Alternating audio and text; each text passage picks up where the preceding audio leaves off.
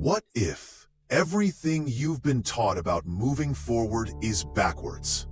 We inhabit a culture that venerates accumulation, more achievements, more possessions, more control, more certainty. Our metrics of success are built upon the premise that happiness, security, and identity are products of what we can grasp, curate, and hold. Yet there exists a quiet, counterintuitive truth known to the world's most resilient and peaceful minds. Ultimate freedom is not found in acquisition, but in release.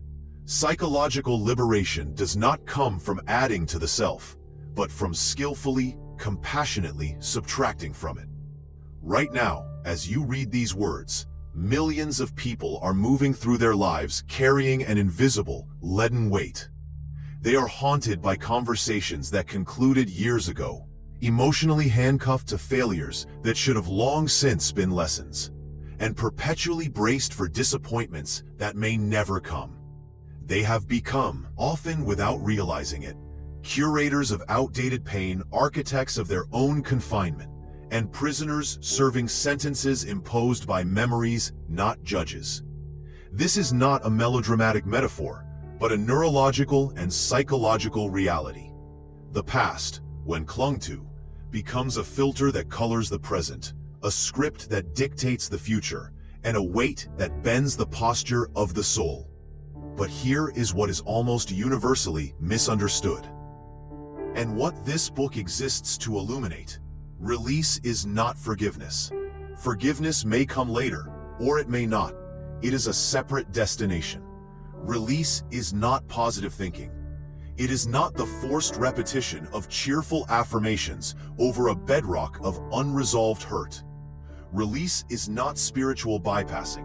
It is not pretending everything is fine when it is not, or using spiritual language to mask unprocessed wounds. True, transformative release is something far more profound and practical, a measurable, trainable, psychological and physiological skill. It is a discipline of the mind and nervous system that separates those who evolve through life from those who remain perpetually anchored in yesterday's storms. It is the deliberate, gentle process of disentangling your identity, your peace, and your future from experiences that are over, while honoring their reality and their lessons. The world's most adaptive, creative, and peaceful individuals have mastered this not merely as a spiritual ideal, but as a daily, practical reality. They do not carry yesterday's downpour into today's sunlight. They understand, on a cellular level, that clinging to what wounded you does not protect you from future pain. It permeates you, coloring every new experience with the hues of old hurt. Your past becomes not a chapter, but the entire genre of your life. And now, you begin the process of learning this art for yourself. This is not about forgetting.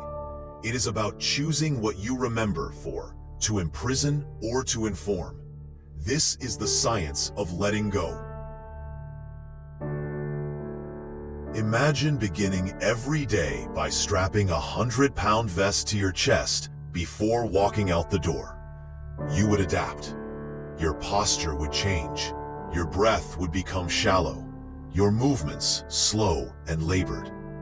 Over time, you might even forget it's there, accepting the constant strain and limited horizon as simply how life feels. This is not a fanciful analogy for emotional baggage. It is a physiological truth. Unprocessed emotion and fixed attachment become physical weight, a literal burden on your nervous, endocrine, and musculoskeletal systems. Most people live inside a silent, self-constructed cage, its bars forged from memory and story. Each morning begins with the same familiar emotional cargo, layers of resentment that have solidified like sedimentary rock, regrets that play on a mental loop, anxieties about futures that exist only in thought, and fears that whisper of past injuries reoccurring.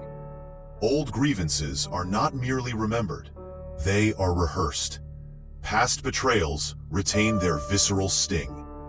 Professional or personal disappointments cast long, cold shadows over new horizons, making them feel dim and unreachable. We mistake this constant, low-grade suffering for consciousness, for being a realist. We believe we are keeping ourselves safe by remembering the hurt. But here is the liberating part. Difficult truth you must first confront. What you are holding on to is, with equal force, holding on to you. That simmering resentment you maintain toward a former partner or colleague isn't guarding your heart. It's standing guard at the door of your cell, ensuring no new joy enters. That professional or creative failure you mentally replay isn't teaching you a lesson anymore. It's training your brain to associate effort with shame and risk with certain pain. The painful childhood dynamic you still explain yourself through doesn't need your loyalty to remain true. Your attachment to it only ensures it remains the active author of your present. Neuroscience provides a clear lens for this phenomenon. Our brains are endowed with a powerful negativity bias, a survival mechanism that prioritizes the registration, storage, and recall of threatening or painful stimuli over neutral or positive ones. For our ancestors on the savannah, this was essential. Remembering the location of a predator or the taste of a poisonous berry was a matter of life and death. The brain's motto was, better safe than sorry. In our modern landscape, however, this same exquisite sensitivity becomes a source of endless suffering. The brain does not distinguish well between a physical threat to life and a psychological threat to our ego, our heart, or our plans. The angry email, the social rejection, the financial setback, each can trigger the same ancient alarm bells as a lurking predator. And with each ring, we reinforce the neural pathway. This leads to the core mechanism of the invisible weight, reliving versus remembering. Each time you vividly recall an old wound, arguing with its ghost in the shower, or replaying its tape as you try to sleep, you are not engaged in passive recollection. You are actively re-inhabiting the event. Your amygdala, the brain's fear center, lights up as if the threat is current. Stress hormones like cortisol and adrenaline flood your bloodstream. Your heart rate increases, your muscles tense, your breath shallows. Your body, the faithful servant of the mind, prepares for a battle that is already years finished. This is why people can feel exhausted, anxious, or angry out of nowhere. They have just completed a full physiological stress response to a memory. But perhaps the most deceptive, insidious aspect of this self-made prison is its clever disguise. It often masquerades as protection. We are convinced of a series of dangerous fictions. We believe that holding on to anger keeps us strong and safe, that it is a fiery armor. We believe that meticulously remembering every detail of a betrayal is a form of vigilance that will prevent future hurt. We believe our cynicism is wisdom, our guardedness is prudence, and our inability to trust is simply learning from experience. We must see these beliefs for what they are, not the armor of a warrior, but the shackles of a captive. You are not building walls to keep danger out. You are building walls that keep life connection, novelty, vulnerability, joy from getting in. Those who learn to free themselves understand a fundamental, paradigm-shifting truth. Carrying what happened to you does not change what happened. It only changes what can happen next. Your past is fixed. Your relationship to it is not. Your identity need not be a monument to your wounds, but a testament to your capacity to heal, to release, and to grow anew. Real strength, therefore, is not ultimately measured by the weight you can bear, but by the burdens you can wisely, compassionately, and courageously set down. This is the first step, seeing the weight, feeling its presence, and recognizing that you were never meant to carry it. To understand why the act of release feels so daunting, so counter-instinctual, we must first dismantle a fundamental misconception that we are only attached to people, possessions, or pleasant outcomes. The reality is far more subtle and pervasive. Your mind forms bonds with states of being and meaning itself. You can become, and likely have become, deeply attached to your anxiety, your resentment, your identity as a struggler, or your story of injustice. Understanding this architecture of attachment is the key to dismantling it. The survival blueprint, your nervous system's mandate. At its core, attachment is not a psychological flaw. It is a biological imperative. Attachment theory, pioneered by John Bowlby, reveals that humans are hardwired to form powerful emotional bonds as a primary survival strategy. For an infant, attachment to a caregiver is synonymous with life itself. It ensures protection, food, and the regulation of an undeveloped nervous system. This system is so fundamental that it becomes the blueprint for how we relate to the world as adults. But this blueprint expands far beyond human relationships. Your attachment system doesn't simply bond you to people, it bonds you to anything that provides a sense of familiarity, predictability, or identity. Your brain, a magnificent pattern recognition machine, craves coherence above almost all else. It would rather maintain a familiar, painful pattern than venture into an unfamiliar, potentially positive unknown. Why? Because the familiar, even if painful, is known. The unknown is neurologically registered as a threat. This explains why people so often remain in situations that cause them measurable harm. The toxic job, the lifeless relationship, the cycles of worry. The known misery feels safer than the unknown possibility. Your brain, in its ancient wisdom, is choosing what it perceives as the lesser of two threats, the devil you know. Neuroplasticity, the grooves of self. Dr. Daniel Siegel's work on neuroplasticity provides the physical substrate for this process. Every thought you think, every emotion you deeply feel, every story you repeat is literally carving a pathway in your brain. Imagine a hillside after a rainstorm. The water follows the existing grooves, deepening them with each pass. Your mind works the same way. When you repeatedly dwell on a betrayal, you are not just thinking, you are sculpting. You are deepening the neural groove labeled betrayal equals danger. When you consistently tell yourself, I'm not good enough after a failure, you are not just being hard on yourself. You are paving a neural superhighway for insecurity. Over time, these pathways become the default routes for your mental and emotional traffic. Thinking or feeling anything else requires you to forge a new, faint trail through thick underbrush. Your brain, designed for efficiency, resists. It interprets this deviation from the well-worn path as a threat, triggering subtle anxiety or resistance, the feeling that you're not yourself when you try to change. This is why willpower alone fails. You are not fighting a simple habit.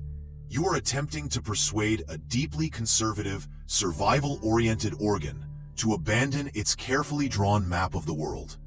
The second layer, attachment to meaning. Here we uncover a deeper, more elusive layer, secondary attachment. You are not just attached to the events of your past. You are attached to the meaning you manufactured from those events in the vulnerable moment they occurred. If a parent was emotionally absent, you didn't just form a memory of loneliness.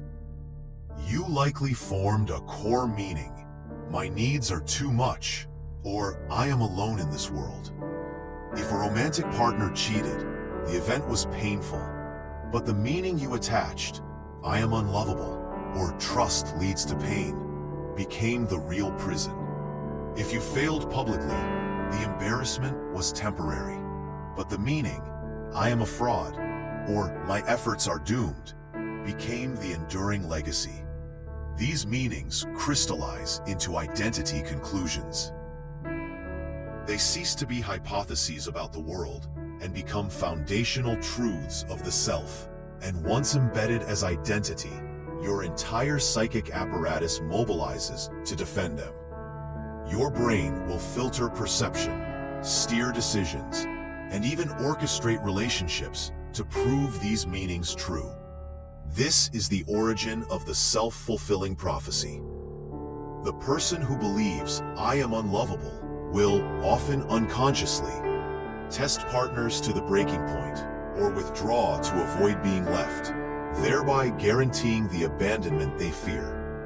This is also why well-intentioned, logical advice falls painfully flat.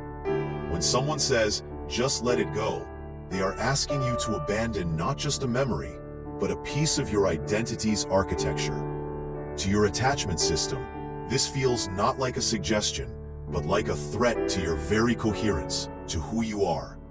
It responds not with cooperation, but with heightened anxiety, visceral resistance, or a flood of reinforcing memories. A new compassion, working with your biology. Understanding this architecture changes everything. It means that struggling to let go is not a sign of weakness, a moral failing, or a lack of willpower. It is the expected result of a healthy brain doing its primary job, keeping you safe by maintaining familiar patterns. You are not broken for finding it difficult. You are human. This realization invites a radical shift in approach. You cannot simply force release through brute mental effort, any more than you can force a flower to bloom by pulling on its petals. The path forward is not to declare war on your own mind, but to become a wise and compassionate collaborator with your nervous system. The key insight is this: letting go must be made to feel safer than holding on. This requires a gradual, respectful process of reducing the threat, showing your nervous system, through small experiments, that releasing an old story does not lead to catastrophe. Creating new associations, pairing the memory of past pain with present moment experiences of safety, resourcefulness, and support. Identity evolution, slowly and intentionally building a new, evidence-based identity story that can coexist with and eventually outshine the old one.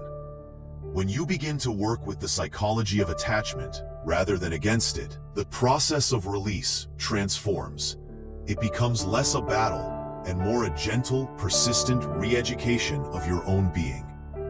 You are not deleting your past. You are updating its operating system, allowing you to run the complex, beautiful software of your present and future life without the constant, draining background programs of old pain. In the next chapter, we will examine the profound and often hidden costs of continuing to carry this weight, not just to your mood, but to your health, your relationships, and your very lifespan. The case for release is not merely philosophical, it is biological, urgent, and deep. We often frame emotional baggage as a psychological concern, a matter of mood, perspective, or resilience. This framing dangerously underestimates its power. To carry unresolved pain, resentment, and trauma is not merely to suffer in memory. It is to wage a slow, silent war on your biological self. The weight is not metaphorical. It is physiological, measurable, and exacting a devastating tax on every system that makes you alive. To cling to past hurt is to live in a state of chronic, low-grade threat. Your nervous system cannot distinguish between a current crisis and a vividly remembered one. Each time you replay that old argument, re-experience that betrayal, or fuel that resentment, you are pressing the body's ancient panic button. And when that button is held down for weeks, months, or years, the emergency response becomes the default state of being. The consequences are not abstract. They are written in the language of cells, hormones, and neural pathways. The physiology of a perpetual alarm. Dr. Matei's seminal work illustrates the direct line between unprocessed emotional stress and physical disease. When you harbor chronic anger, unresolved grief, or a background hum of anxiety, your body exists in a sustained state of fight or flight. Stress hormones like cortisol and adrenaline, designed for short, life-saving bursts, become a constant drip in your bloodstream. Imagine your body's stress response as a fire alarm. It is engineered to shriek loudly when there is immediate danger, mobilize resources to fight the fire or flee, and then fall silent once the threat passes. Carrying emotional baggage is like having a fire alarm that never shuts off.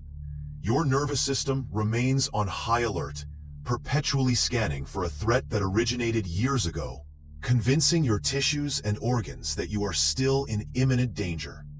This chronic alarm state has a cascade of corrosive effects. Immune dysfunction.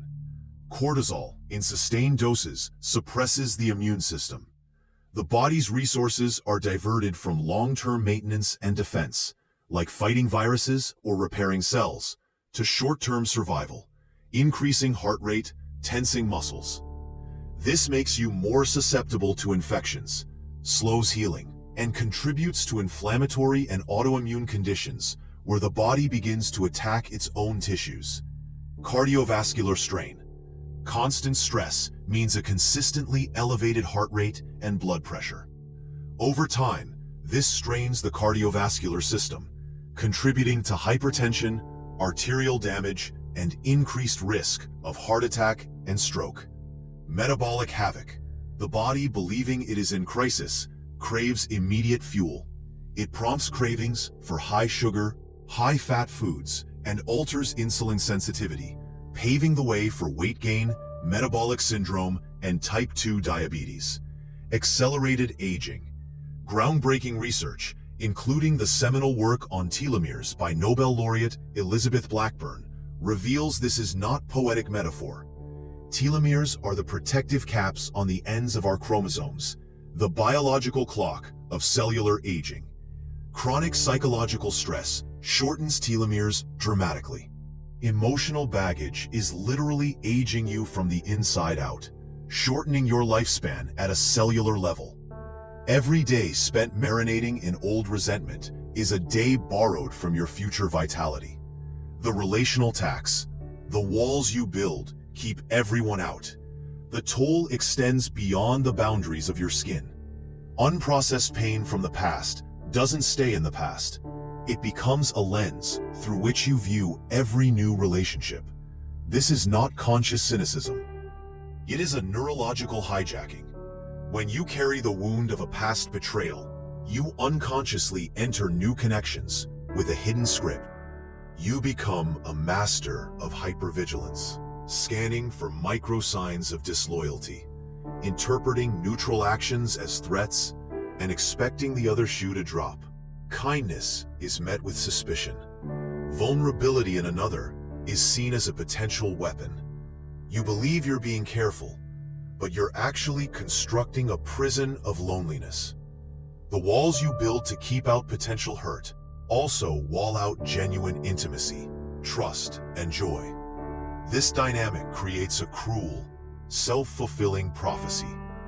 Your guardedness may push away healthy partners or attract only those who are comfortable with distance, thereby proving your belief that connection is dangerous. You are not protecting yourself from getting hurt again. You are guaranteeing a relational life starved of the nourishment it requires. The cognitive cost, how the past hijacks your future emotional baggage, is a thief of potential.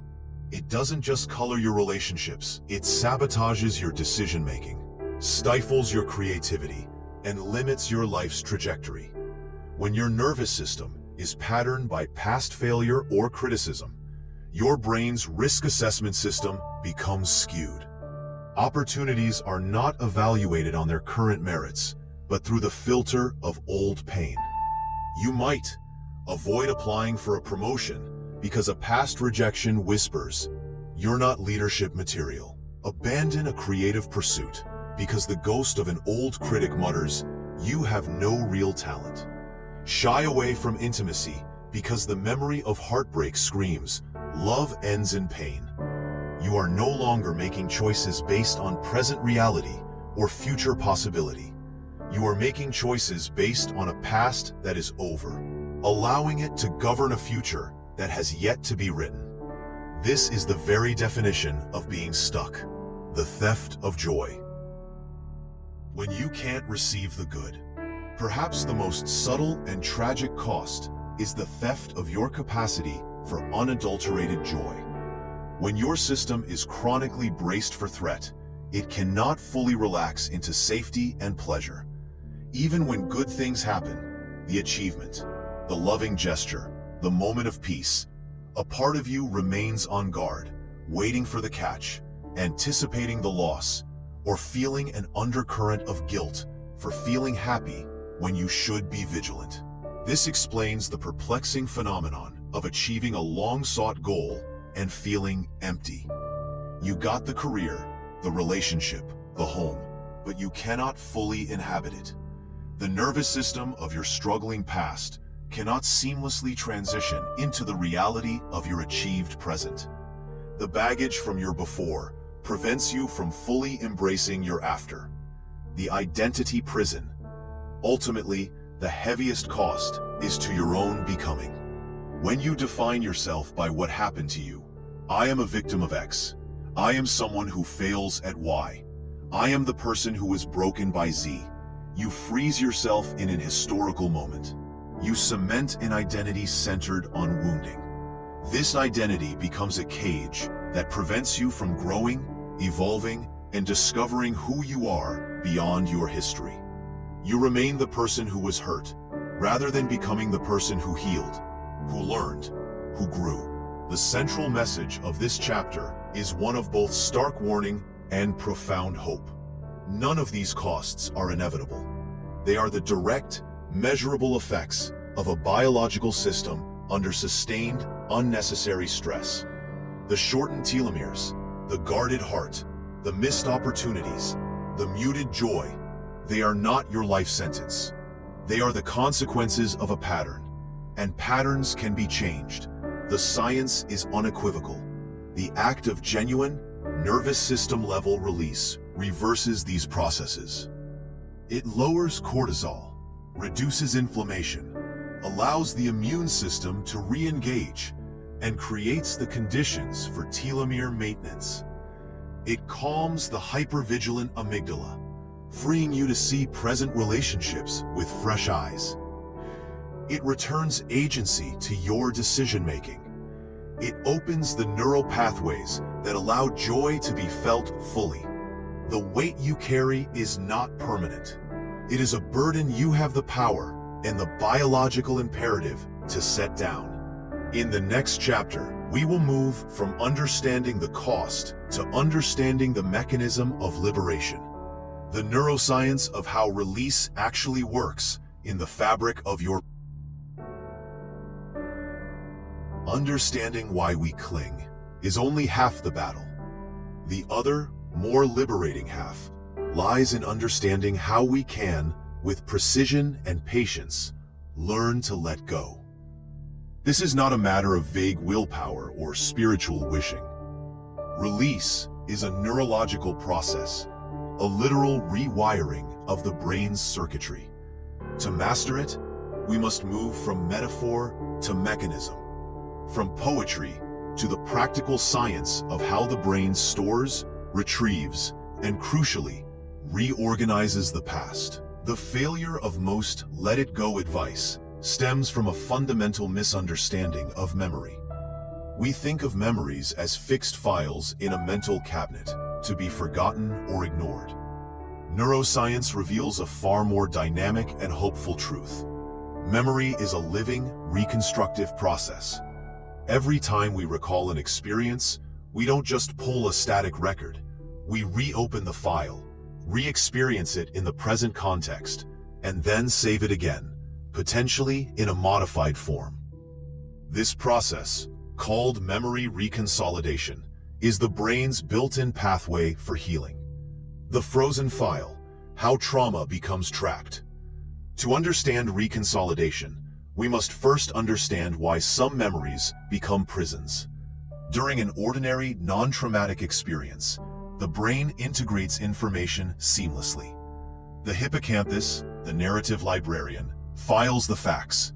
The amygdala, the emotional alarm, processes the feeling, and the sensations dissipate. The memory becomes part of your life story, a chapter you can recall without being thrown back into the scene. Trauma shatters this integrative process. As Dr. Bessel van der Kolk explains in The Body Keeps the Score, during overwhelming events, the brain's higher cortical regions can go offline. The hippocampus, overwhelmed, fails to properly file the memory. The amygdala screams, and the intense sensory data, sights, sounds, smells, bodily sensations, gets stamped with a high-priority danger tag, but is stored in a fragmented, raw state. The result is not a memory, but a trauma packet, an unprocessed, emotionally charged cluster of sensations and feelings, frozen in time. It exists outside the normal timeline of your autobiography. This is why a song, a tone of voice, or a specific smell can trigger not just a recollection, but a full-body reliving. The heart pounds, the palms sweat, as if the past is happening now. The traumatic memory isn't being remembered, it is being replayed. The brain, in its desperate attempt to resolve the unresolved, keeps trying to complete the loop, dragging you back to the scene of the crime again and again. The window of transformation, memory reconsolidation. Here is where the science offers profound hope. Memory reconsolidation theory posits that when a memory is retrieved, it enters a labile, malleable state for a limited window, typically a few hours, before being restored. In this window, the memory can be updated with new, mismatching information. The therapeutic key lies in creating a mismatch experience. You deliberately recall the painful memory or emotional pattern while simultaneously introducing a contradictory experience of safety, empowerment, or compassion in the present moment. For example, recalling a memory of childhood helplessness while feeling your current adult strength and resourcefulness in your body. Bringing up the feeling of betrayal while grounded in the present moment safety of your supportive environment. Feeling the old shame while holding a felt sense of self-compassion. This mismatch, past pain meets present safety, creates a neurological conflict. The brain must reconcile the old emotional charge with the new sensory data. When done repeatedly and skillfully, the emotional intensity of the original memory is downgraded. The memory doesn't disappear, it becomes integrated. It moves from a frozen trauma packet to a processed chapter in your life story, something that happened then, not something that is happening now. The regulated nervous system, the foundation of all release. You cannot perform this delicate neurosurgery on a brain in panic. This is why just talking about it often fails or even backfires. If you recall a traumatic memory while you are emotionally flooded and dysregulated, you are simply re-encoding it with fresh fear, strengthening the very neural pathways you wish to change. The prerequisite for effective release is nervous system regulation. This is the single most important skill in the science of letting go. You must be able to access your body's innate brake, the parasympathetic nervous system, which governs the rest and digest state. The star of this system is the vagus nerve, a wandering nerve that connects your brain to your heart, lungs, and gut. A well-toned vagus nerve is your anchor. It allows for what Dr. Stephen Porges calls neuroception, the subconscious ability to accurately discern safety from danger. When your vagal tone is strong, you can feel triggered and yet remain grounded. You can approach painful material without being consumed by it. Techniques to build vagal tone are not optional. They are foundational. Coherent breathing, inhaling for 5 to 6 seconds, exhaling for 5 to 6 seconds. This synchronizes heart rate and breath, sending a direct signal of safety to the brain. Cold exposure. A brief, controlled cold shower stimulates the vagus nerve and builds stress resilience. Pro-social connection. Positive face-to-face interaction triggers the release of oxytocin, a potent vagal stimulant. Humming, singing, gargling. These physical acts directly vibrate and stimulate the vagus nerve. The contagion of calm. Mirror neurons and co-regulation. Healing does not happen in a vacuum. Our brains are equipped with mirror neurons, specialized cells that fire both when we perform an action and when we observe someone else performing it. This neural wiring is the basis of empathy and, crucially, co-regulation. When you are in the presence of someone whose nervous system is genuinely calm, regulated, and present, a skilled therapist, a grounded friend, a wise teacher, your mirror neurons help your own nervous system learn that state. Their calm becomes neurologically contagious. This is why the therapeutic relationship itself is healing. It's not just about the words spoken, but the safety transmitted through presence. This explains why you feel calm around certain people and agitated around others, regardless of their words. You are sensing the state of their nervous system, and yours is mirroring it. A new paradigm for letting go.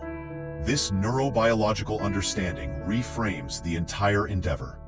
Letting go is not an act of forceful deletion.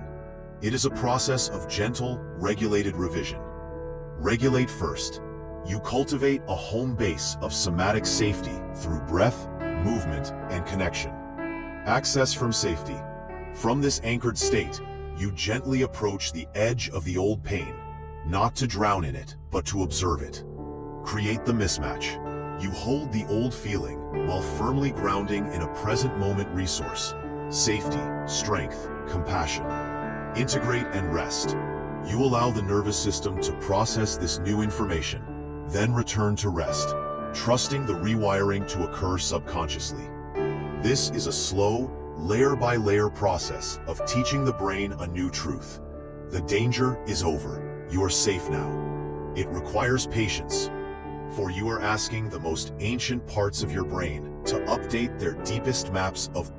In the next chapter, we will build upon this neurological foundation to construct a practical, step-by-step architecture for emotional freedom. A systematic process that moves from awareness to integration, transforming insight into lasting liberation. True release is not a single, cataclysmic event. It is not a one-and-done declaration of freedom. To believe so is to set yourself up for frustration and cyclical despair. Instead, emotional freedom is an architecture, a deliberate, multi-layered structure you build within your own psyche and nervous system. Most attempts at letting go fail because they are haphazard. They are emotional weather vanes, spinning with every gust of memory. The architecture we will construct is a lighthouse, stable, grounded, and designed to withstand storms. This blueprint consists of 5 foundational layers, each dependent on the one beneath it. You cannot hang the curtains before you've poured the foundation. We begin at the bedrock. Layer 1, the foundation of radical self-honesty. Before you can release anything, you must know with unflinching clarity what you are holding, and more importantly, why you are still holding it. This goes far beyond superficial acknowledgement. It requires radical self-honesty, a commitment to see your attachments without the filters of shame, justification, or spiritual pretense. Most people live in a state of elaborate, unconscious denial. They claim, "I'm over it," while their behavior, avoiding certain places, feeling a spike of anger at a name, sabotaging similar opportunities, tells the truer story. This layer demands you become a forensic accountant of your own pain.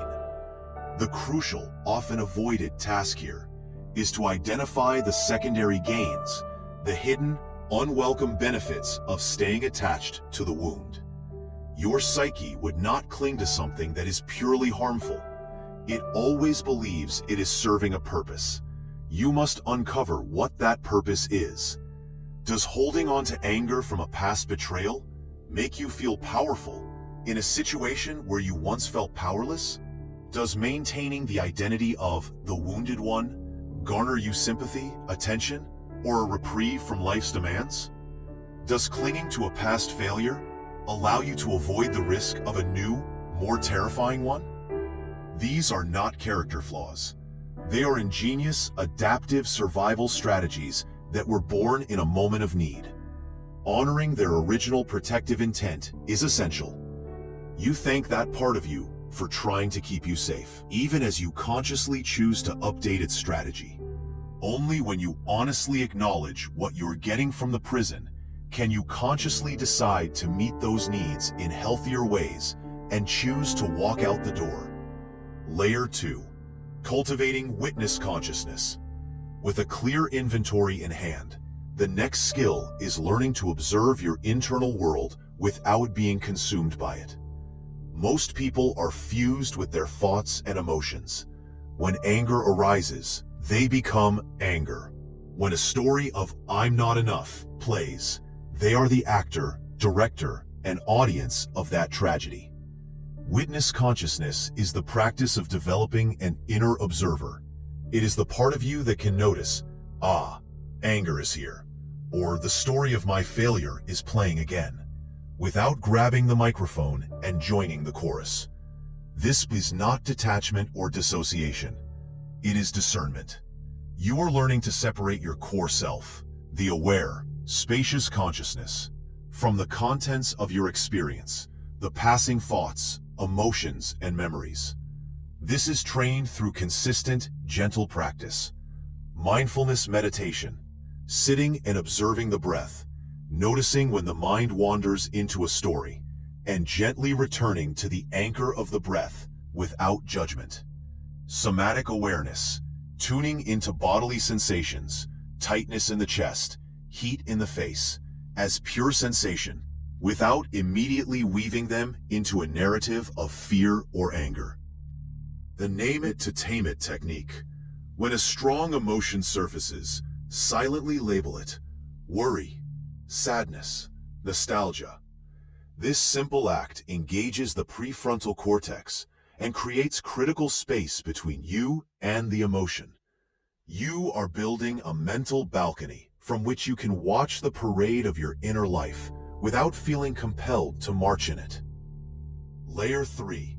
The alchemy of emotional processing, not rumination. This is the critical fork in the road where healing and stagnation diverge. Most people mistake rumination, the obsessive, repetitive cycling of thoughts about a feeling, for processing. They are opposites. Rumination is mental masturbation.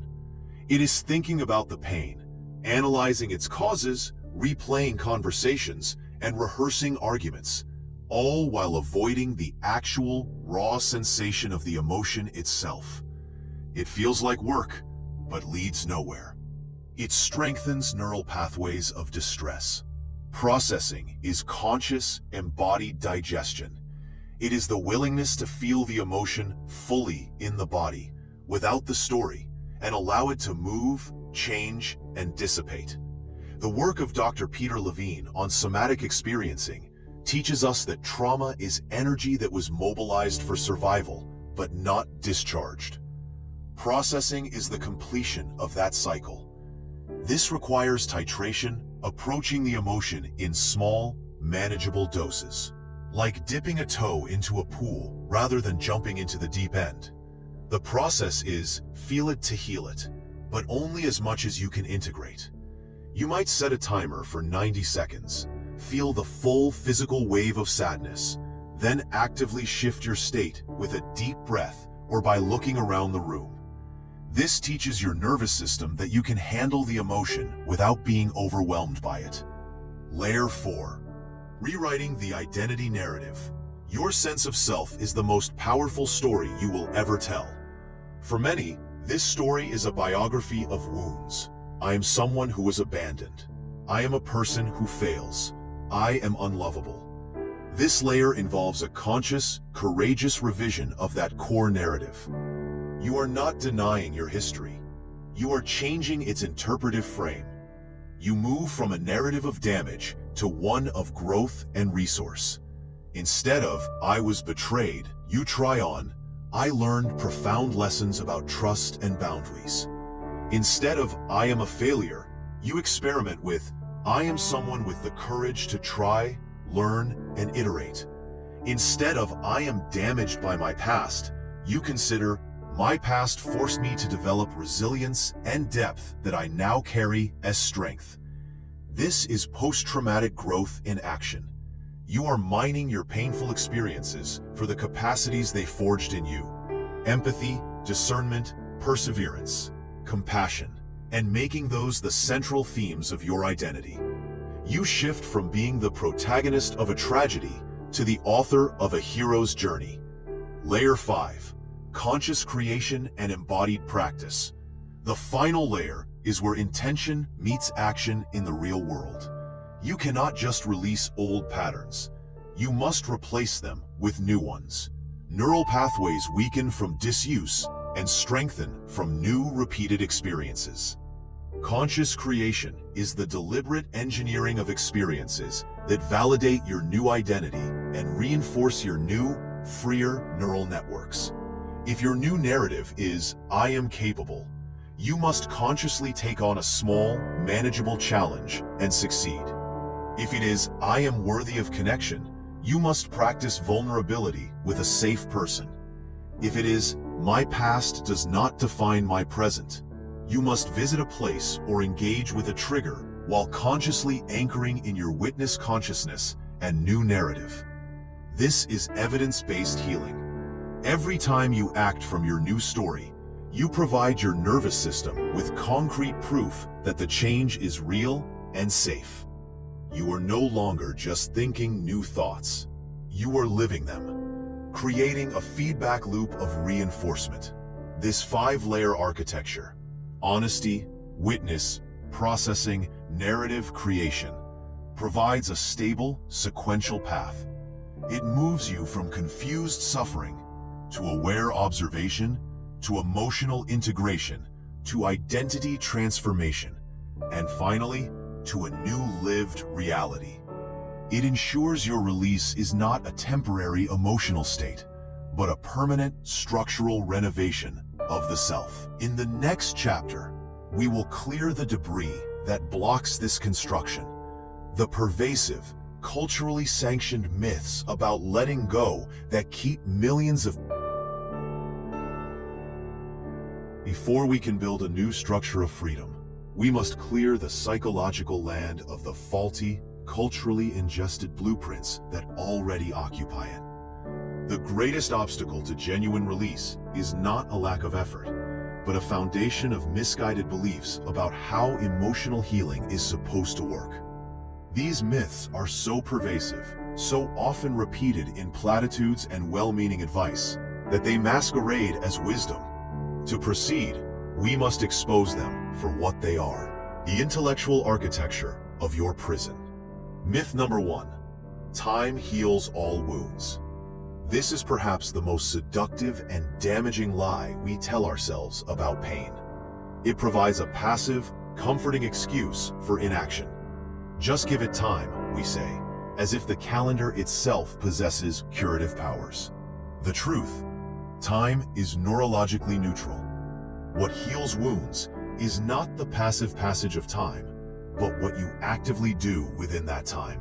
If you spend years ruminating, reinforcing neural pathways of resentment, and avoiding the core feelings, time does not heal, it crystallizes. It turns fluid pain into a rigid, fossilized part of your identity.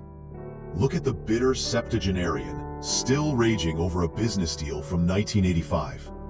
Or the person who has defined their entire romantic life by a heartbreak in their 20s. Time didn't heal them. It preserved their suffering in amber, making it more entrenched and identity-defining with each passing year. Healing is an active, participatory process.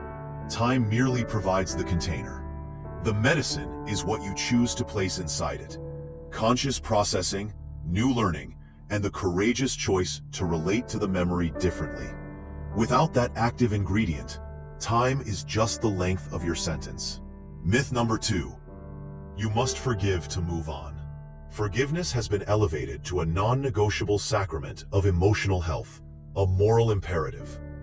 This creates immense, unnecessary suffering for those who cannot, and often should not, manufacture forgiveness for profound violations. The truth: forgiveness is a possible outcome of deep healing, not a prerequisite for it.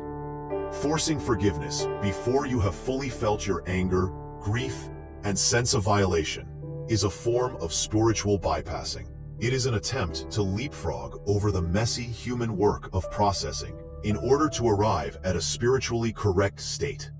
This creates a dangerous internal split: a smiling, forgiving persona on the surface, and a seething, wounded child in the shadows. Genuine forgiveness, when it occurs, is a quiet, organic event. It is not a decision you make. It is a realization you come to after you have reclaimed your power, grieved what was lost, and integrated the experience. It feels less like "I forgive you" and more like "you no longer occupy space in my emotional world." It is indifference born of wholeness, not absolution born of obligation. Your healing is yours alone, and it does not require the spiritual transaction of forgiveness to be complete. Myth number 3. Just think positive and focus on the future. The tyranny of toxic positivity insists that we can outthink our pain by slapping a happy face sticker over the crack in our foundation. Don't dwell on it. Look on the bright side. This approach is not just ineffective, it is actively harmful. The truth: unprocessed emotions are not deleted by positive thoughts. They are exiled to the basement of your unconscious, where they continue to run your life, influencing your attractions, your triggers, your reactions, and your health from the shadows. Trying to think positive while carrying unresolved trauma is like trying to run a marathon with a backpack full of rocks, while loudly insisting the backpack is full of feather. Your conscious mind may be focused on the future, but your nervous system is still trapped in the past, responding to present stimuli through the distorted lens of old danger. Real healing requires moving through the emotion, not around it. You must be willing to feel the authentic weight of your sadness, anger, or fear before you can access the authentic lightness of joy. This is not wallowing. It is honoring the truth of your experience so it can finally complete its cycle and dissipate. Myth number 4. Strong people don't need help to get over things. This myth is the cornerstone of our culture's destructive individualism, conflating isolation with strength and need with weakness. It suggests that to be truly resilient is to be an emotional island. The truth: the human nervous system is designed for co-regulation. We are biologically wired to calm each other. Our mirror neurons learn safety by reflecting the calm of another regulated nervous system. Trying to heal significant trauma alone is like trying to perform surgery on yourself, possible in extremis, but unnecessarily brutal and prone to complications. The strongest people are not those who never need help. They are those with the self-awareness to know when they need support and the courage to seek it. They understand that healing happens in the context of safe relationship, not in isolation. There is no trophy for suffering solo, and profound healing is often accelerated exponentially in the presence of a skilled, compassionate witness. Myth number 5. Letting go means forgetting or saying it didn't matter. This myth confuses release with erasure. People often resist letting go because they fear it means betraying their past, minimizing their pain, or dishonoring what they survived. They cling to the hurt as a testament to the significance of the event. The truth: letting go has nothing to do with forgetting. It is about changing your relationship to the memory. The facts remain. The lessons remain. The growth you earned through survival remains.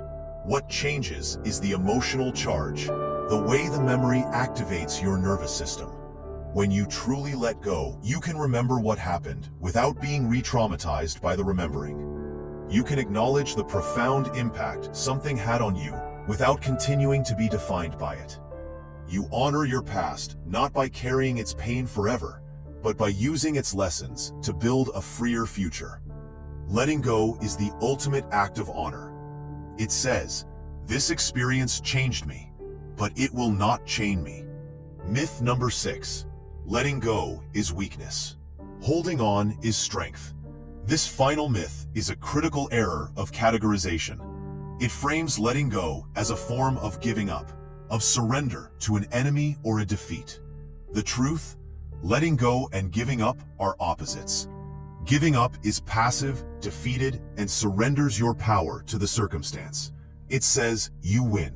Letting go is active, empowered, and reclaims your power from the circumstance.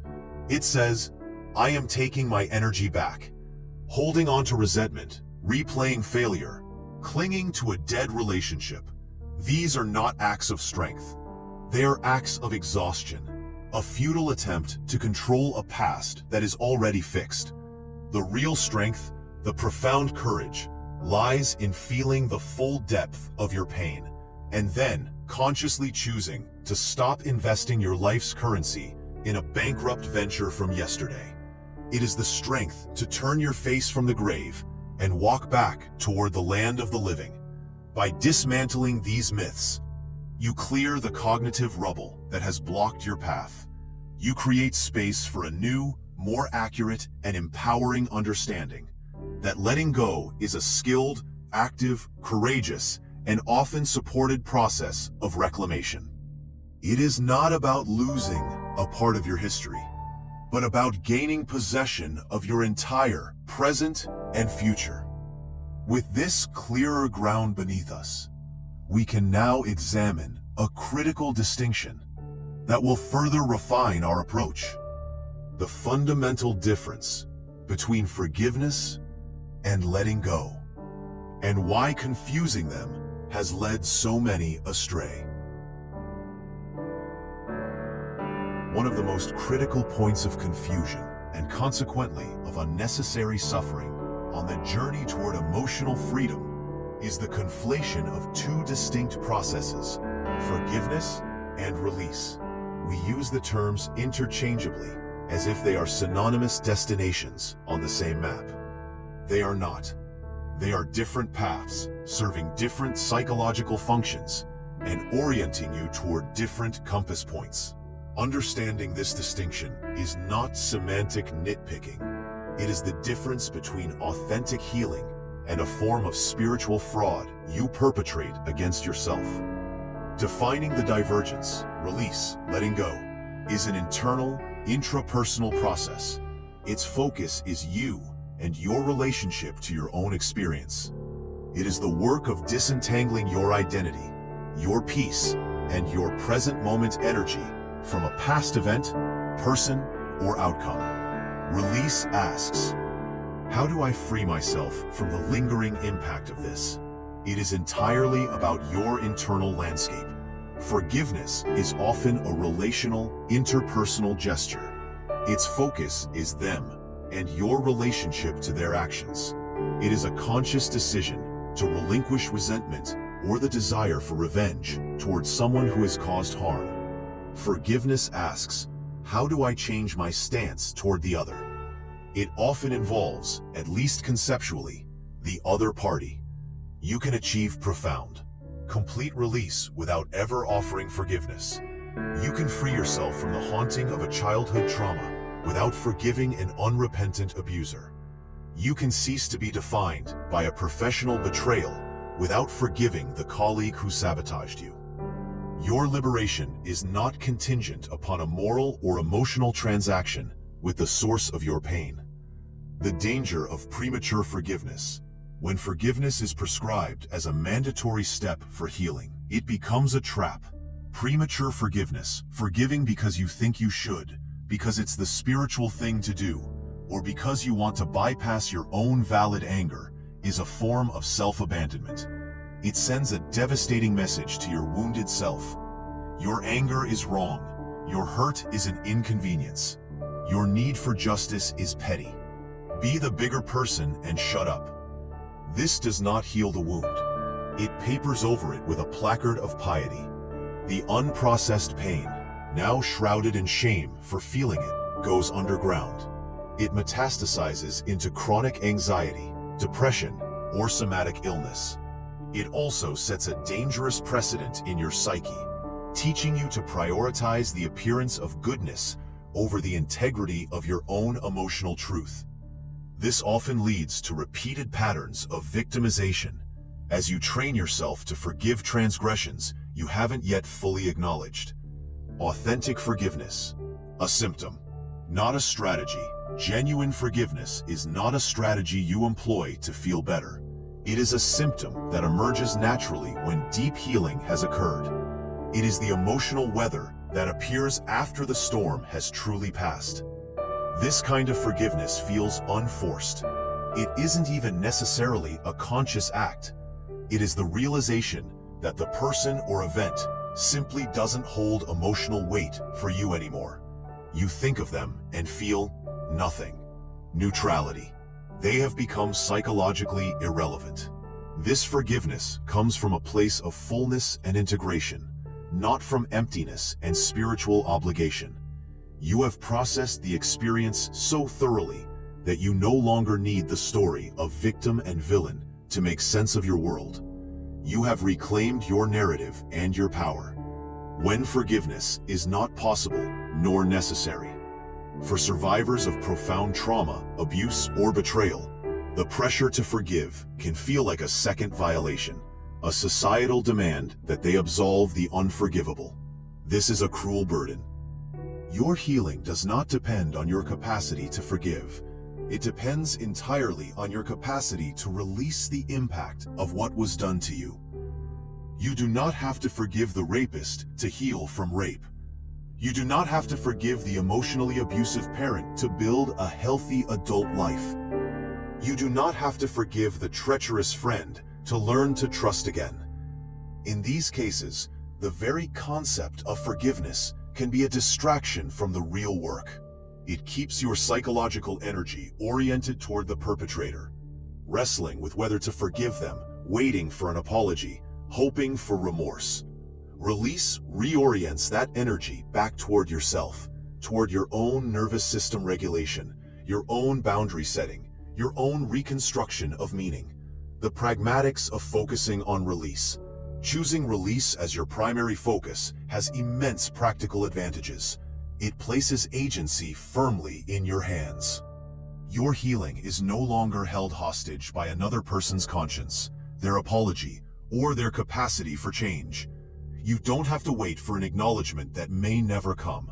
You can begin the work of reclaiming your life today, regardless of what anyone else does or doesn't do. It targets the real problem. The core injury is not simply what was done to you. It is the lasting internalized impact, the hypervigilance, the shattered self-worth, the distorted beliefs. Release work directly targets these internal residues, not the external event. It allows for righteous anger and healthy boundaries. Release creates space to honor your anger as a valid biological signal that a boundary was violated. From this place of honor, you can then establish clear, firm boundaries, not from resentment, but from self-respect. You can say what you did was wrong, and I will not allow you the opportunity to do it again, without needing to carry the burning coal of hatred in your own heart. It leads to a cleaner freedom. The freedom born of release is not contingent on a narrative of reconciliation or absolution. It is a standalone, sovereign state. You are free because you have decided to be, not because you have settled an account. In essence, forgiveness is optional. Release is essential. You may one day arrive at forgiveness as a byproduct of your release, and that is a beautiful destination. Or you may not, and that is an equally valid outcome of a life lived with integrity to your own experience. By making this distinction clear, you liberate yourself from a moralistic script and empower yourself with a practical, self-directed healing protocol. You are now ready to move from theory to practice, from understanding to doing. The next section of our journey provides the toolbox, the specific, neurologically informed techniques to execute the architecture of release we have designed. Understanding the architecture and philosophy of release is the blueprint. Now, we must pick up the tools. These are not vague affirmations or sheer acts of will. They are evidence-based, neurologically informed practices designed to work in harmony with your biology, to transform frozen history into integrated wisdom. This is the workshop where you move from knowing to doing, from insight to integration. Tool 1. Somatic experiencing and the language of sensation. The principle: trauma and unresolved emotion are stored not as stories, but as sensory and energetic imprints in the body. The mind may forget, but the body remembers, as tension, chronic pain, digestive issues, or a pervasive sense of activation. Release, therefore, must be a somatic, bodily process. The practice: titration and pendulation, developed by Dr. Peter Levine. This technique is built on working with your body's innate wisdom, not against it.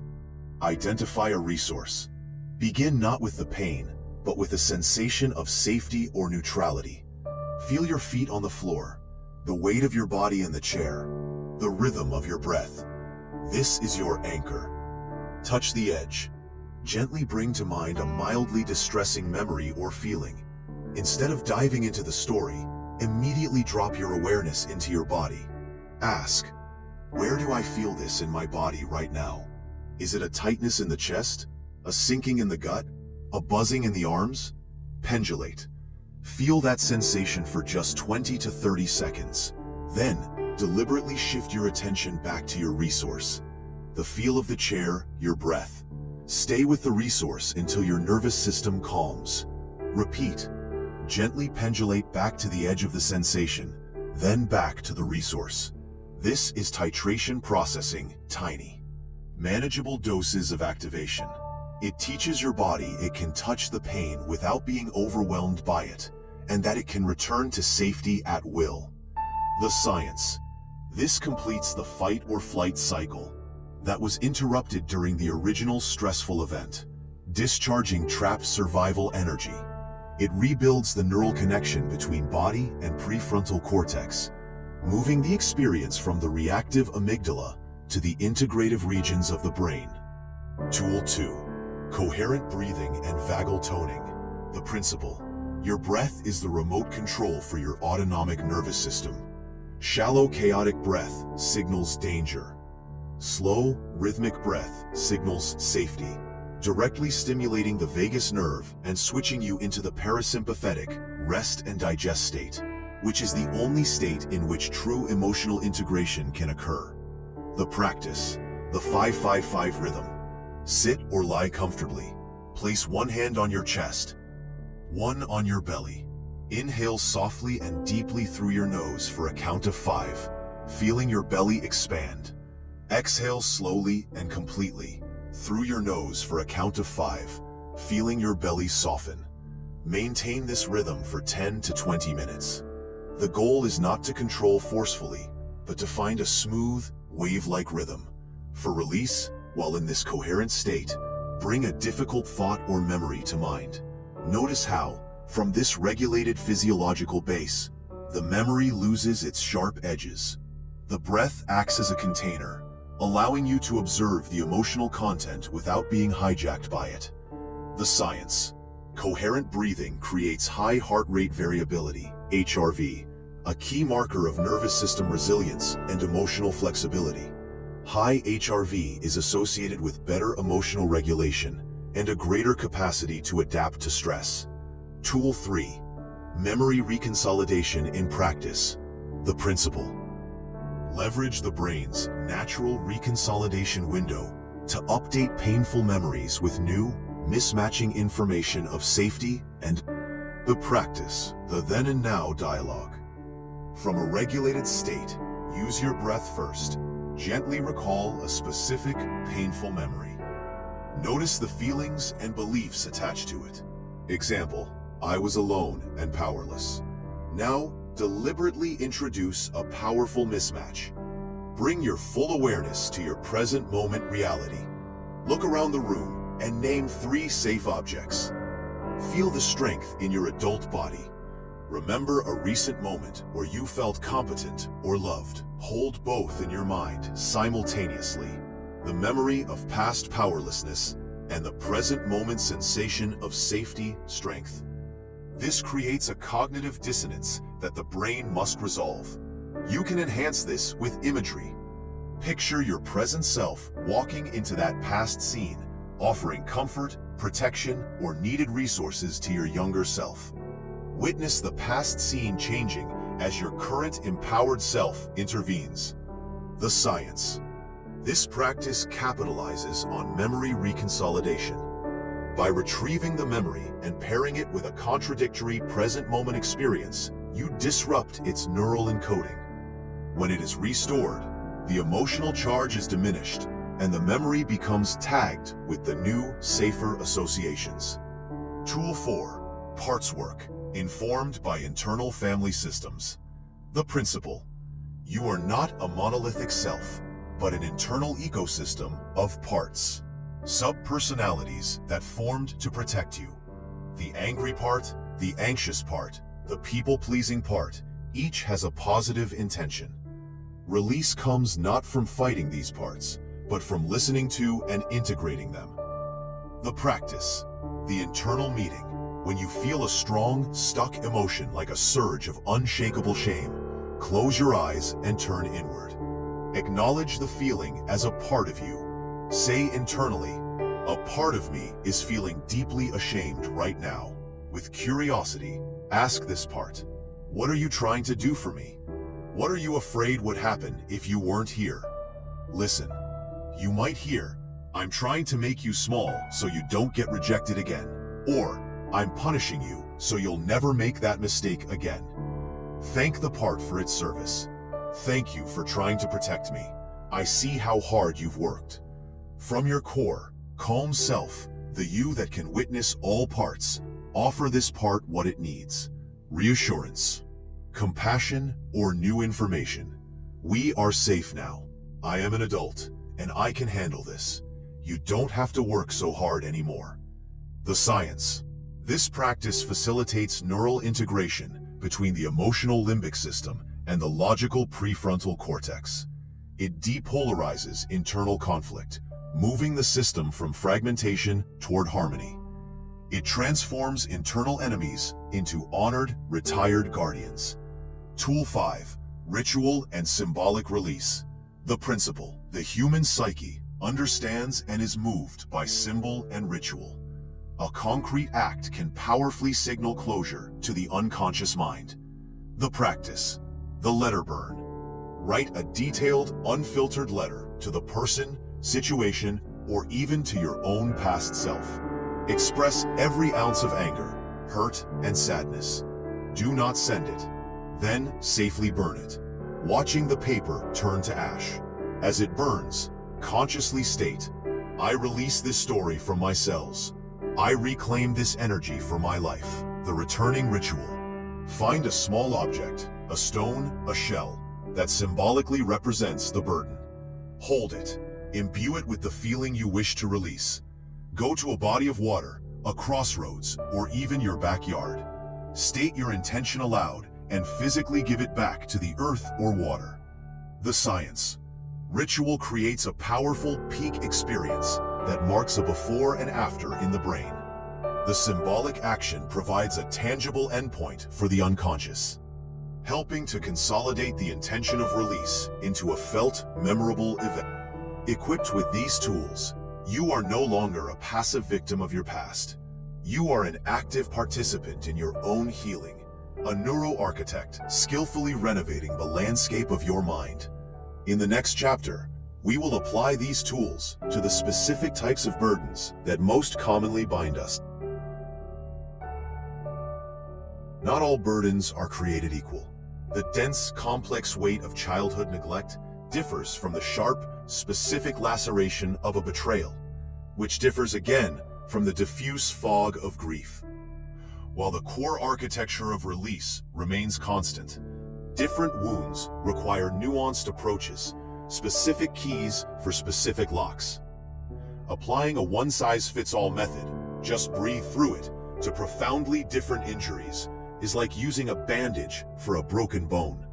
Here, we develop tailored protocols for the most common and most binding forms of emotional weight. 1. Releasing the wound of betrayal, rebuilding differentiated trust. The nature of the burden.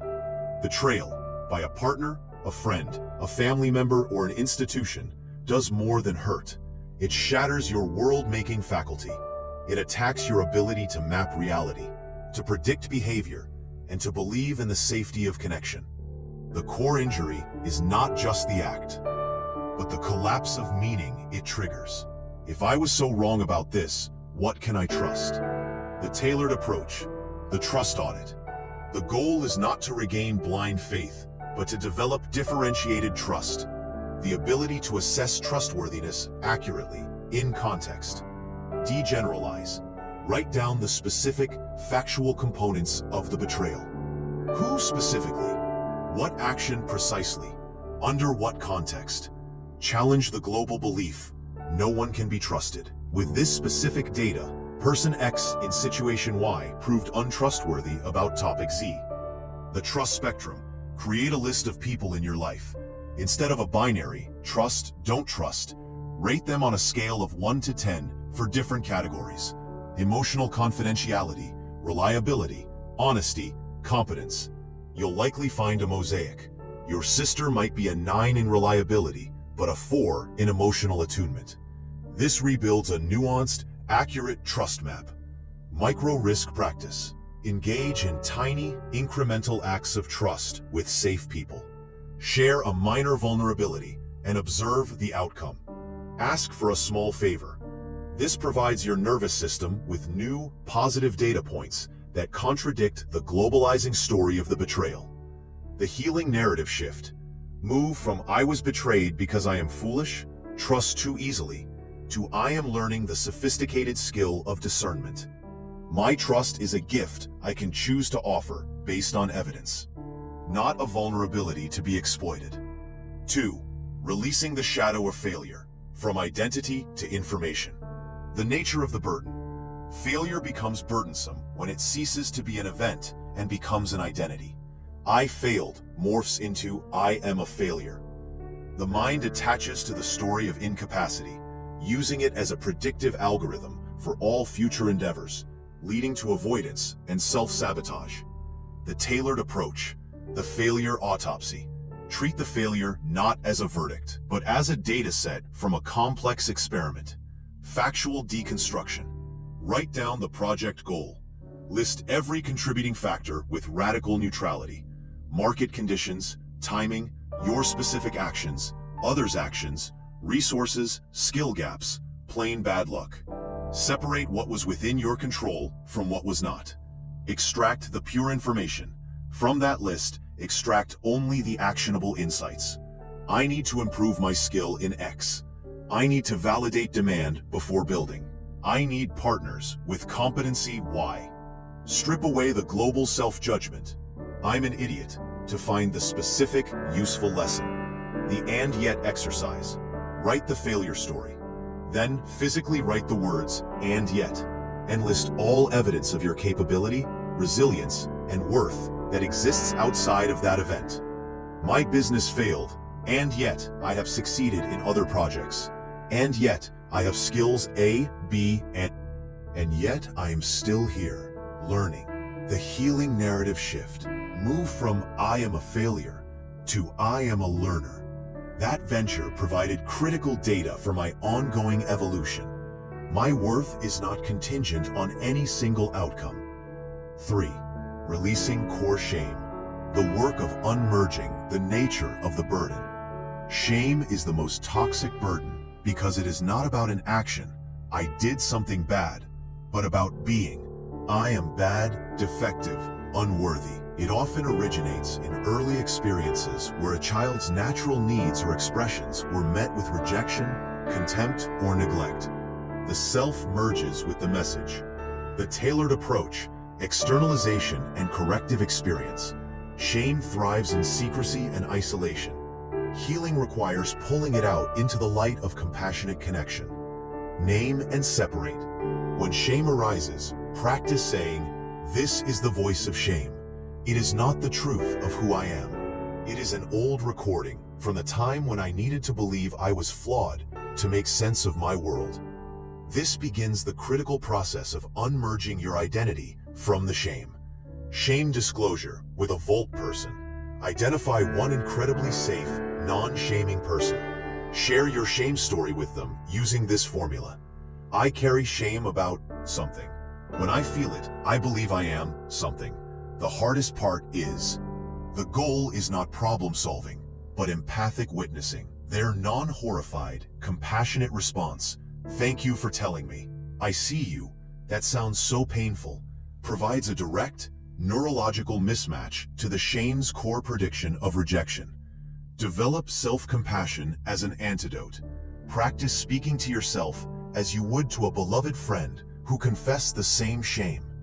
Place a hand on your heart and use a term of endearment. "Oh, sweetheart, it's so hard to feel this way. You are not alone." This is part of being human. The healing narrative shift. Move from "I am flawed and unworthy of belonging" to "I carry wounds that taught me shame. My vulnerability is the gateway to true connection. I belong to the human family of imperfect beings." 4. Releasing unprocessed grief, completing the unfinished. The nature of the burden. Grief becomes a burden not when it is felt, but when it is interrupted by the need to be strong, by societal pressure to move on. By complicating emotions like guilt or relief, it becomes stuck grief, a perpetual state of longing without release. The tailored approach, the grief ritual, and the continuing bond. The goal is not to get over the loss, but to integrate it, changing your relationship with the absence. Create a dedicated mourning space or time. Set aside 20 minutes, 2 to 3 times a week, as your official grief appointment. In that time, your only job is to feel. Look at photos, hold a memento. Write to the person or the lost dream. Cry, rage, express love. When the timer goes off, consciously transition. Wash your face, change your environment. This contains the grief, preventing it from being a 24/7 backdrop. Welcome the complicated emotions. Grief is rarely pure sadness. It can be anger. How could you leave? Relief. Your suffering is over. Or guilt. I should have done more. Welcome each emotion as a valid part of the whole. Write an unsent letter, expressing each one. Establish a continuing bond. Find a way to honor the lost person or possibility by integrating their values or essence into your ongoing life. Did they love nature? Commit to a weekly walk. Was the lost dream about creativity? Dedicate 10 minutes a day to a creative act in its name. This transforms the relationship from one of pure absence to one of active, honoring legacy. The healing narrative shift. Move from "I have lost them, it forever, and am diminished," to "My love for them, it continues in a new form." They are woven into the fabric of who I am becoming. The loss is real, and so is my ongoing life. By applying these specific protocols, you honor the unique contours of your pain while systematically lightening its load. In the next chapter, we will focus on the ultimate, most subtle attachment, the one to your very sense of self, and how to expand beyond its limiting walls. We arrive now at the deepest and most subtle layer of our work. The attachment not to a memory or an emotion, but to the story of who we believe ourselves to be. This is the master story, the narrative identity that organizes all other experiences. For many, this identity is built around a core of wounding. I am the one who was abandoned. I am the sensitive one who gets hurt. I am the struggler. I am the survivor. While these stories originate in truth, they become golden cages. We mistake the cage for the self. Releasing this final attachment is not about becoming someone else. It is about realizing you were never just that story to begin with. The cohesive self, why the mind clings to a painful identity. Your psyche, above all else, seeks cohesion. A consistent, predictable sense of self, even a painful one, feels safer to the nervous system than ambiguity or fluidity. The identity of the wounded one provides several powerful unconscious payoffs. It makes sense of chaos. A painful past is bewildering. Creating an identity story, I am this way because that happened, imposes a coherent narrative on disorder. It answers the agonizing question of why. It provides predictability. If you are the one who fails at relationships, every new connection is filtered through this lens. The outcome may be painful, but it is expected. The brain prefers known pain to unknown possibility. It can elicit care. In our families or social circles, the sensitive or wounded role may have been the primary source of attention, care, or even identity within the system. It avoids the terror of expansion. To release the old identity means stepping into the unknown territory of who am I, if not this. This can feel like a form of psychological death, triggering profound existential anxiety. Thus, the mind will fight to preserve a limiting identity with the same ferocity as it fights for physical survival. It interprets change not as growth, but as annihilation. The practice of identity archaeology. You cannot release what you cannot see. This practice involves excavating the foundations of your core identity stories with the non-judgmental curiosity of an archaeologist, not the blame of a prosecutor. Select a core belief. Choose a foundational I am statement that feels heavy and fixed. Example, I am unlovable, I am not enough, I am inherently anxious. Trace the blueprint. Ask yourself, origin. What is my earliest memory of feeling this way? What was happening? Who was present? Reinforcement. How has this belief been reinforced throughout my life? What experiences did I use as proof? Function. How did this belief protect me? Did it keep me small to avoid rejection? Did it lower expectations to shield me from failure? Did it give me an explanation for my pain? Honor the builder. Recognize the part of you that constructed this identity. Say to it, I see you. You built this story to make sense of a confusing, painful world. You were trying to keep me safe. Thank you for your service. This step is crucial. It disarms the defense mechanism by honoring its original positive intent. This process separates the historical truth, I experienced abandonment, from the interpretive conclusion, therefore I am unlovable. It reveals the identity as a constructed theory, not an immutable law. Cultivating the observing self. To loosen the grip of a fixed identity, you must cultivate access to a part of you that is not that identity. In acceptance and commitment therapy, ACT, this is called the observing self, or self as context. It is the part of you that has been present for every chapter of your life. The child, the teenager, the heartbroken adult, the joyful friend, without being any of those roles permanently. Practices to access the observing self. The I am noticing that meditation. Sit in stillness. As thoughts or feelings arise, prefix them with I am noticing that.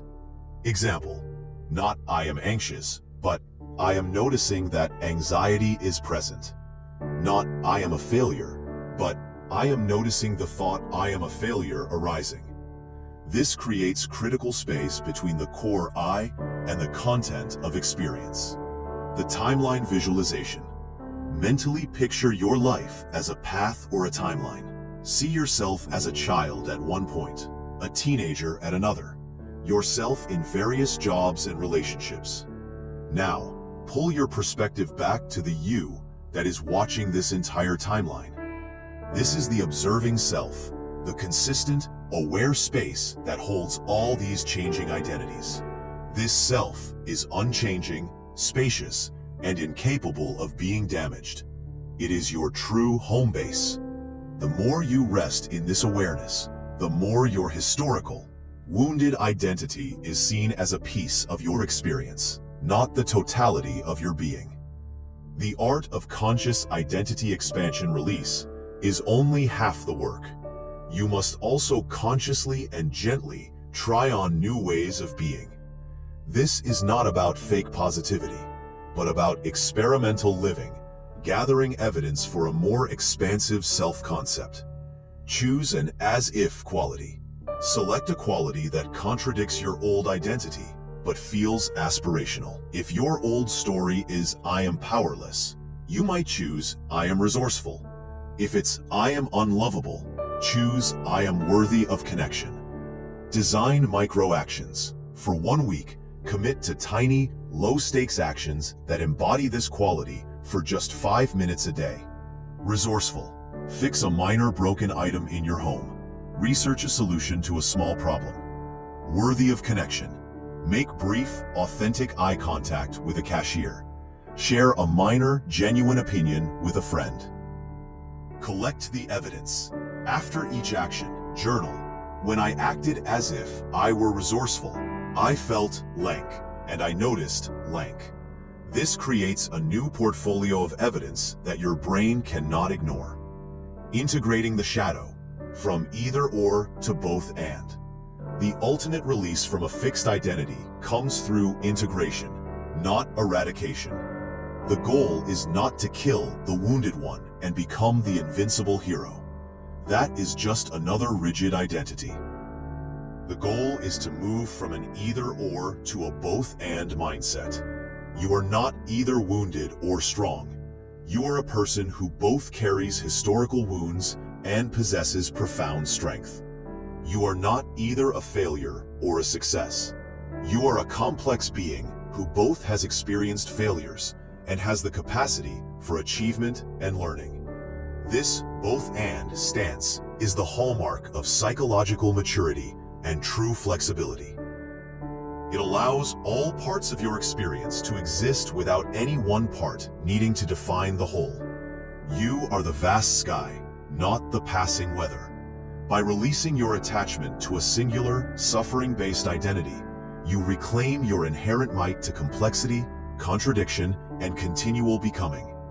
You are no longer a character trapped in a past narrative, but the author and the spacious awareness behind the author, writing the next chapter in real time.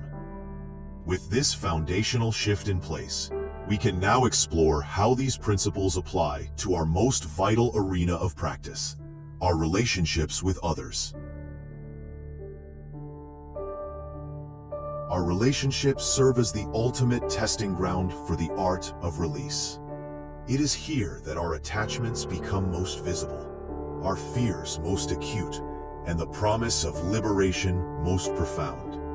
To love another human being is to stand at the crossroads of profound connection and potential loss. Most of us navigate this terrain by constructing fortresses of control or sinking into swamps of dependency. The alternative, the path of mature love, is to learn the discipline of loving from a state of internal freedom. This is not love with one hand on the doorknob, but love with both hands open, offering and receiving without clutching. The fundamental distinction, love versus attachment. The first and most critical clarification we must make is this: love and attachment are not the same. They are, in fact, often opposing forces. Love is an expansive energy. It desires the well-being and growth of the other as an end in itself. It says, I want you to flourish, in whatever form that takes. Love is rooted in abundance and security within oneself. It is characterized by calm, curiosity, and a deep, stable warmth. Attachment is a contract energy. It desires the other for what they provide to your sense of security, identity, or emotional regulation. It says, I need you to be or do this in order for me to be okay. Attachment is rooted in fear and scarcity.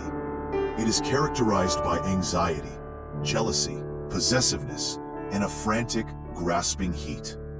We have been culturally trained to mistake the intensity of attachment for the depth of love. The pining, the jealousy, the desperation. These are not signs of true love. They are symptoms of emotional fusion, where your sense of self has become enmeshed with another person's presence, mood, and choices.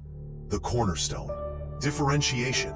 The psychological foundation for loving release is differentiation, a concept pioneered by family systems theorist Murray Bowen.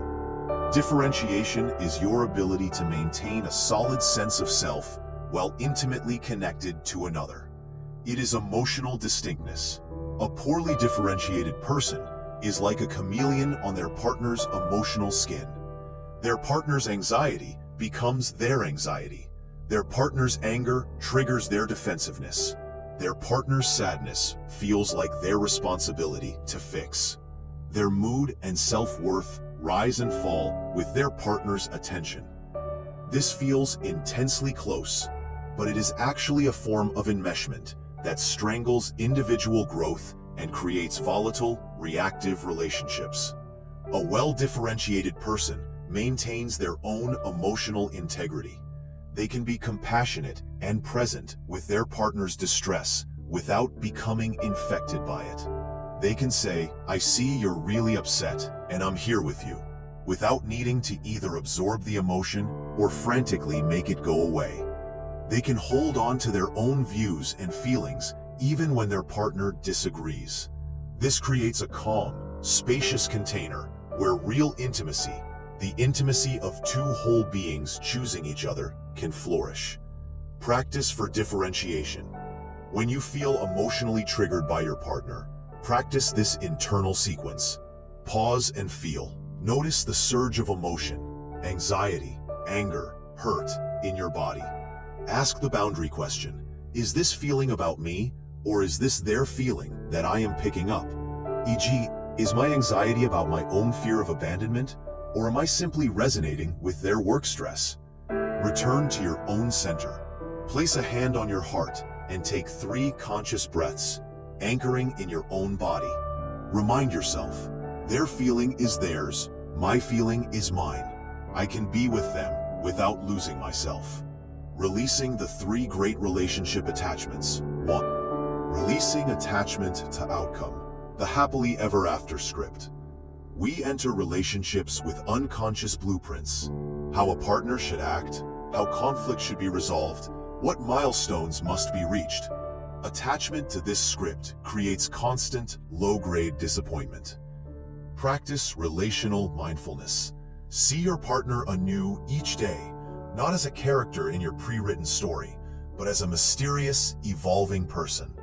Focus on the quality of the present connection, not on its conformity to a future fantasy.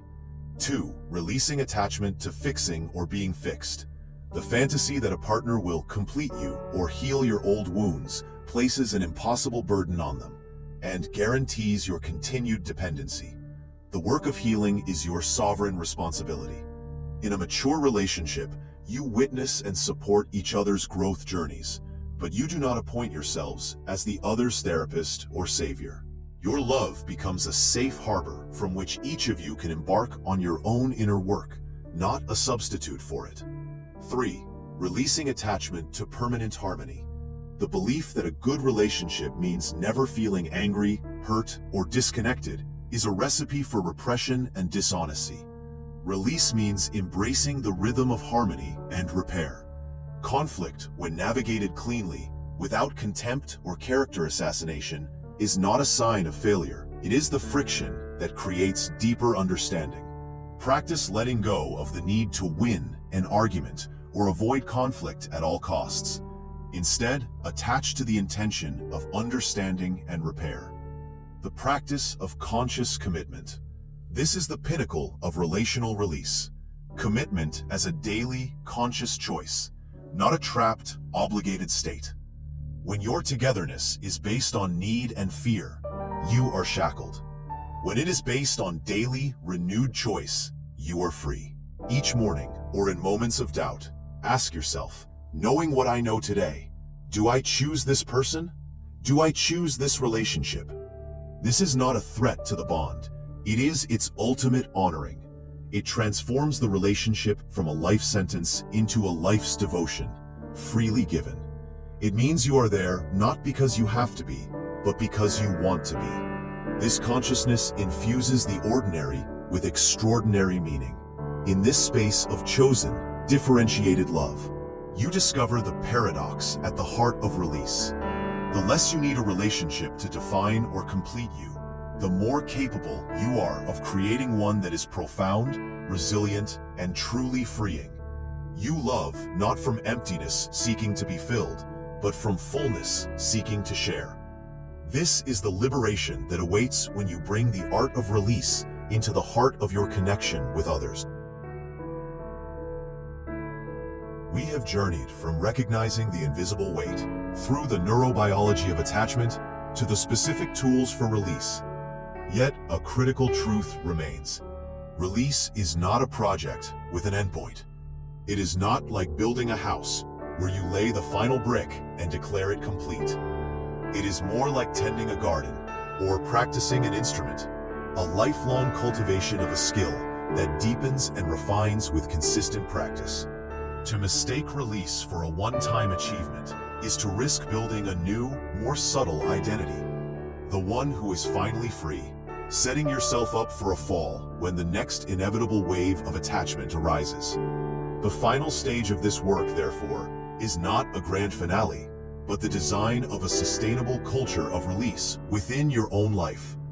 This is the architecture of a liberated existence, where the principles of letting go become the invisible, supportive lattice upon which your daily life gracefully grows. C. The daily foundation, non-negotiable self-regulation. Your capacity for release in moments of crisis is directly proportional to your commitment to regulation in moments of calm. This is preventative medicine for the psyche. The morning anchor. Begin each day not by reaching for your phone, but with 5 to 10 minutes of deliberate nervous system calibration. This could be coherent breathing, a body scan, or silent sitting with a cup of tea, while simply feeling the sensations of being alive. You are establishing the tone of your nervous system before the world begins its symphony of demands. The evening unwind. Create a ritual to metabolize the day. This is not rumination. It is a gentle sorting and releasing. Spend 5 minutes journaling using this template. Today, I am grateful for. One thing I learned was. One thing I released to the day is. Then, consciously engage in an activity that signals safety to your body. Gentle stretching, reading fiction, listening to calming music. You are teaching your brain the vital rhythm of engage and release, activity and rest. Second, the weekly review, the century of awareness. Attachment creeps in silently. Without periodic check-ins, old patterns can re-establish neural footholds under the guise of, "This is just how I am." Once a week, engage in a loving audit. The attachment scan. In a quiet moment, ask yourself, where did I feel myself clenching this week? Mentally, emotionally, or physically? E.g., obsessive worry about a work project, resentment over a passing comment, tension in my shoulders. What story was I telling myself that justified this clench? E.g., everything will fall apart if I don't control this. That person disrespects me.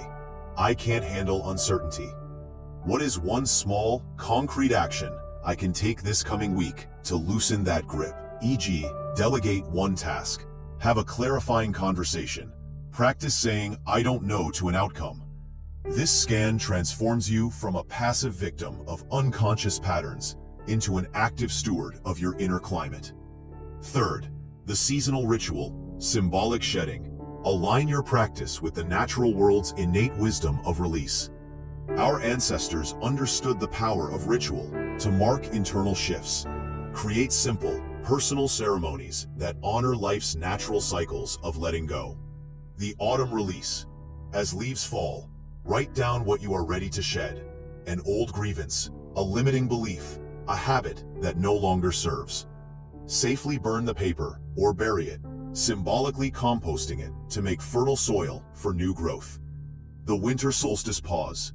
At the year's darkest point, practice deep stillness. In the quiet, ask not what you want to acquire in the new year, but what you are ready to empty, to make space for. Listen for the answer, not from your ambition, but from your soul's. The spring clearing. As nature renews, engage in a physical clearing of your space. As you sort through possessions, consciously ask of each item, does this carry the energy of my past or my present? Does it feel like a weight or a tool? Let the external clearing mirror and catalyze the internal one. 4. The community of witness, the circle of release. While the work is ultimately yours, the journey need not be solitary. A culture of release is best nurtured within a community that understands the language of the work. Cultivate vault relationships. Identify 1 or 2 people with whom you can share your authentic process, your setbacks in clinging, your small victories in release, without fear of judgment or unsolicited advice. Their role is not to fix you, but to witness and validate. This external witnessing solidifies your internal progress. Practice clean support. In your own relationships, learn to offer support that empowers release, not dependency. Instead of "let me fix that for you," or "here's what you should do," practice saying, "that sounds incredibly hard. I trust your wisdom to find your way through this. I'm here with you." This language affirms the other's inherent capacity and agency. 5. The philosophy of the river. Embracing impermanence as teacher. Ultimately, a sustainable culture of release rests on a philosophical foundation, the deep, abiding acceptance of impermanence, anicca in Buddhist thought. Everything is in flow, your thoughts, your emotions, your relationships, your very body. Fighting this flow is the source of all suffering. Aligning with it is the source of profound peace. Begin to relate to your experiences as a scientist might relate to a river, with curiosity about its ever-changing nature, not with a desperate attempt to freeze a single moment or bottle a particular wave. When joy arises, know it will change, and love it fully without clinging. When sorrow comes, know it will change, and meet it with compassion without fearing it is permanent. This is not nihilism. It is the most vibrant form of engagement. It allows you to participate fully in the dance, precisely because you know the music will eventually shift. You hold everything lightly, which is the only way to truly hold anything at all. The liberated life, a continuous unfolding. A life built on this architecture does not become a static state of bliss. It becomes a dynamic, responsive, and resilient unfolding. You will still experience pain, fear, and desire. The difference is that you will no longer confuse these passing weather patterns with the climate of your soul. You will have the tools, the community, and the philosophical ground to meet them, learn from them, and let them move through you. You will have built, piece by piece, day by day, a life not defined by what you carry, but by your graceful capacity to release, to flow, and to begin again. This is the true science of letting go, not as a single event,